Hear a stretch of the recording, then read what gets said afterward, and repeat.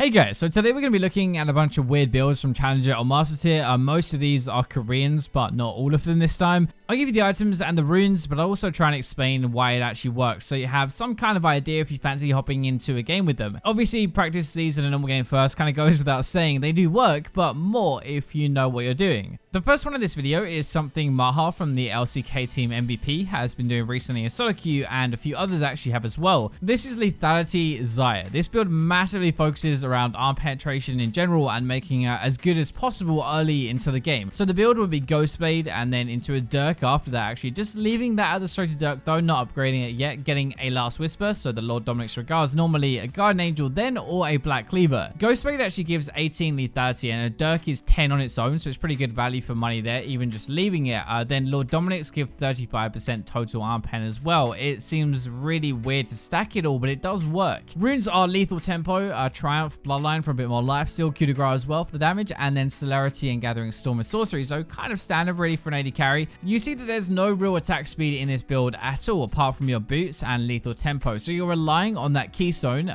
to get feathers out very quickly and then combo for max damage. Lethal Tempo is actually very common on Xayah now for a quicker root combo, but this build is really making sure that every feather, every blade caller, so your E, and every ultimate hits much harder than normal. Your W even gives you a bit of attack speed, which is pretty good, and causes it to strike another time for 20% damage, which will be a little bit more because of the arm pen. The only reason this works though is because of the Last Whisper change a few patches ago, making it reduce your total armor rather than just your bonus. So the best way to explain this is to give you kind of an example. So a level 12 Lucian has 57 armor, which reduces physical damage taken by 37%. This build uses Last Whisper to take that down to 37 armor, and then lethality takes that down to 13, which then only reduces damage taken by 12%, which is 25% more for all auto attacks and ability damage. That hopefully makes more sense why this actually works, but you obviously get a lot of AD in this build and some cooldown reduction, which make all your abilities hit harder in the first place. So basically, it seems mega stupid, and you're probably going to get flamed for this, but because of the new Last Whisper changes, and because your abilities do most of your damage, because the AD ratios are so good, it actually works. Now, I always like to have a very spicy one for these videos, so the others I promise will be more legit, and you can actually use them properly, but Bard has gotten better recently anyway, especially if your nuts are big enough to build some damage. But this is actually Hail of Blades Bard. Now wait, I know the Keystone is trash, you do not have to tell me that, but think of the meep damage. The build is Moby Boots into Nash's Tooth and Morello and Lichbane, so really full damage and getting stuck in with it. The runes are obviously Hail of Blade, a cheap shot, which was buffed recently, so even better. Zombie Wards, Relentless Hunter, and then into Resolve to be a bit tankier as well. This Bard actually played in Challenger with Cody's son in one of his games, who was playing Lucian and actually managed to do more damage than him. Bard's meep damage is bonkers, like full-on madness if you start to stack that up. This is letting you get the 3 full swings off straight away at the start of a fight, and even in lane that is gonna hurt. I know this seems absolutely stupid, right? But it will give you way more damage than Electrocute, or it could do at least. Like, sure, that is some nice burst, but 3 hits in a very short space of time is way more. His passive will have 3 charms for you to use on all 3 attacks after you've only collected 30 of them, which is pretty easy to do, so you can surprise a lot of people with that start to a fight, especially actually because you can stun them. You can now hit them 3 times with Halo Blades, so really quickly before it breaks, and they're kind of donezo. Halo Blades is even getting buffed this patch, I think, so even better, but honestly, it's actually quite good synergy.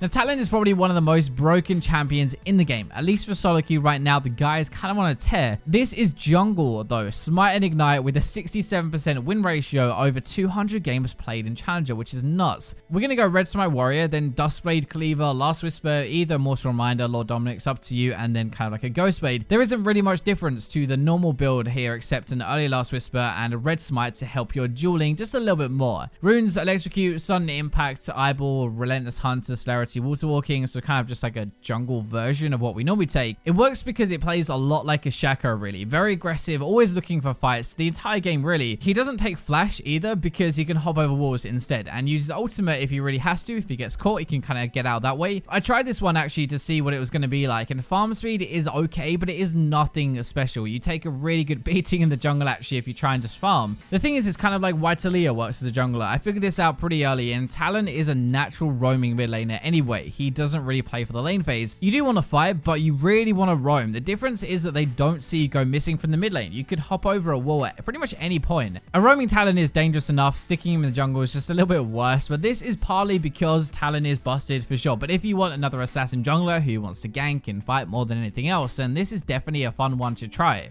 Sejuani mid is going to be the next one in this video. Isn't something brand new. We had the AP Cow a little while ago. Actually, that's kind of like AP Alistair, right?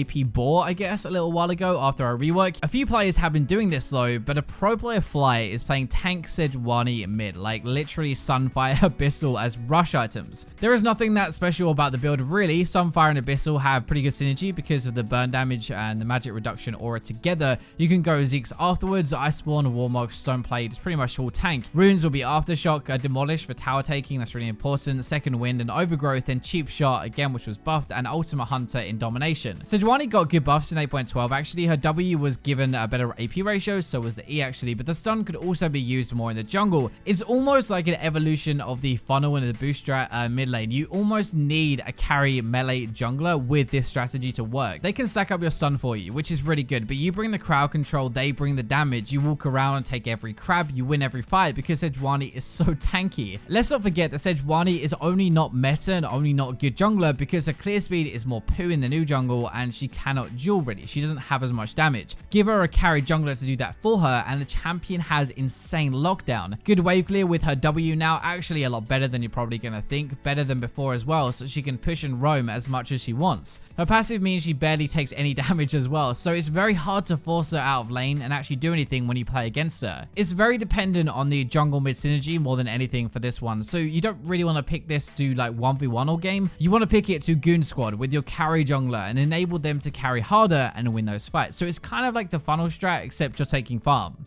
Speaking of funnel gold strat, we have a kind of a new one. This strat is dirty, like next level filthy. We saw it in the LCK, but Uzi is pounding some behinds with it right now in solo queue. It's kind of like Karthus Nunu, Yi Taric, but less cheese. Arguably taking one of the best duo lanes in the entire game and putting them together in the mid lane. Xayah and Rakan are just so good together anyway. The build isn't really as important. Uzi doesn't upgrade his jungle item. He goes Essence Reaver into Runes, Infinity Edge, Mercurial, whatever else he needs. The Rakan or whatever support it is taking Guardian and Zeke as a rush every game because of the damage boost. Zeke's is actually kind of a busted item really. He takes pressy attack. A lot of Xayah players go lethal tempo as well, but that part is more up to you and whatever you're going to prefer. If Rakan is taken away, it does work with Braum or Morgana as well, but basically the Xayah is mid lane, the Rakan plays the jungle role and they farm both together. Xayah is going to get over leveled and over farmed and you almost have no hope ever of winning a 2v2 because it's Xayah Rakan and they are absolutely busted together and Xayah gets insanely powerful. As we said, it is a funnel strat, but it's a new one, a smart one to be honest, and by the looks of it, it's actually even better than the other ones that we've had. People actually know how to play against this a little bit now. You camp the other lanes, but with Xayah and Rakan, it doesn't even matter. These two are a terror bot lane to play against. Even early into the game, they can get a lot of kills, and it doesn't get easier as it carries on either. Uzi played a 26-minute game with this. He went 9-0-5, he had 360 farm, and he destroyed it. That is the power that this has, and that was in Korean Challenger. It is something to do if you are duo really. I wouldn't want to do this solo queue honestly, and the thing is, everything Riot wants to do to nerf this strategy will not touch Xayah and Rakan together. You're putting an insane duo bot mid lane. If you haven't experienced Kennen zooming in to nuke you down yet, you probably will pretty soon, but this is even weirder. This is Predator, or if that is not weird enough for you, Aftershock Kennen with a Spellbinder Rush. Spellbinder first is nuts. High base AP and then even more plus speed when you activate it. You can also actually easy stack it with your energy spells. Deathcap afterwards, Zhonya's full on rush in and burst them as hard as humanly possible with all of your cooldowns. So either you're going to be taking this Predator page, which is better for roaming or for single target nuking because of the damage and very hard to get away from, or it is the Aftershock page, which sounds kind of dumb, but you do have a lot of damage anyway, and now when you charge in with your ultimate and you stun them, you'll proc this and you don't even really need a Zhonya's to survive. Kennen is way better than he has been for a while, honestly. The Nimbus Cloak changes massively helped that. The Spellbinder ones as well with the new Death Cap are magical for any champion that needs some move speed to get in and do damage. Predator plays very similar to Vlad actually. You charge in from off screen and before they can react, they're most likely getting popped instantly. Aftershock is kind of like a Fiddlesticks actually, I guess. You know they take this now to be tankier with their fear, like as a support, to either get a better trade or just to not die when they engage.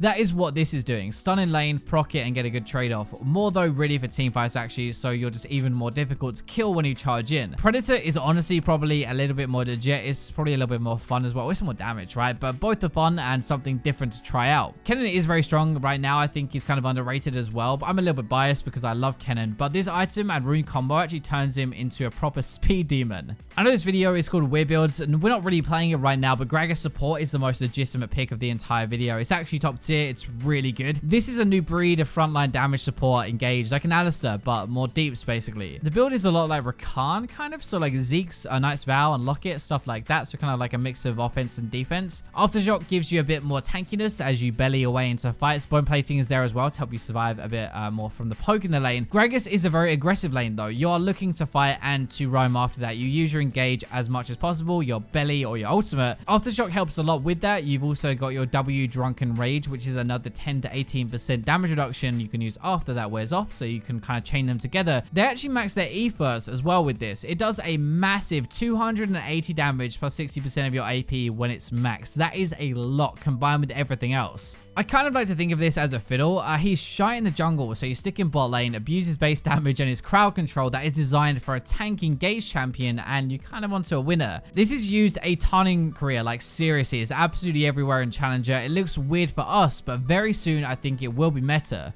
It's like a carry support, really, that can engage, can disrupt or catch with his ultimate, survive a really good long time, and make a lot of plays. So that is going to round out the picks for the video. Let me know down below which of those was your favorite. I actually think mine has got to be the Hellblaze Bard. It's pretty random, but it does have some good synergy actually. But that Kennen build is nasty as well. Thank you if you're still here listening to me ramble, but I'll catch you all tomorrow.